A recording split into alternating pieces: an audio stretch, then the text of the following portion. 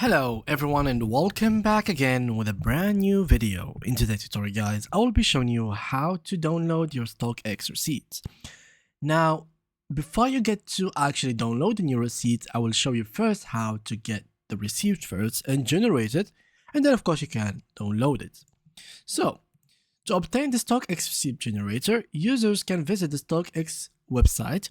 The generator is often accessible throughout the customer support section or a dedicated receipt page.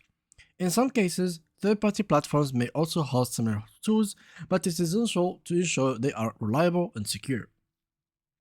Users should look for a clear instruction on how to access the generator. If the tool is not readily available, then contacting StockX customer support can provide guidance on where to find it.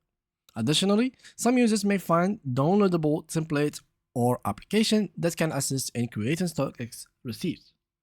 Now, how can we get it? Complete receipt guide. So, completing the StockX receipt generator involves several key steps. Access the generator, navigate to the StockX website or the specific page where the generator is located. Then input transaction details. Fill in the required fields, ensuring all information is accurate and complete. Review the information, double-check all entries to avoid errors that could affect the receipt validity, and generate the receipt. Click the appropriate button to create the receipt based on the entered details.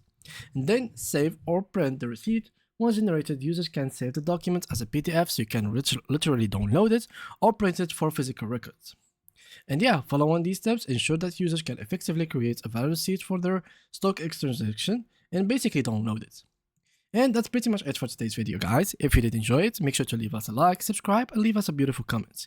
If you do have any more questions, leave it in the questions in the comment section. And see you guys in the next upcoming video.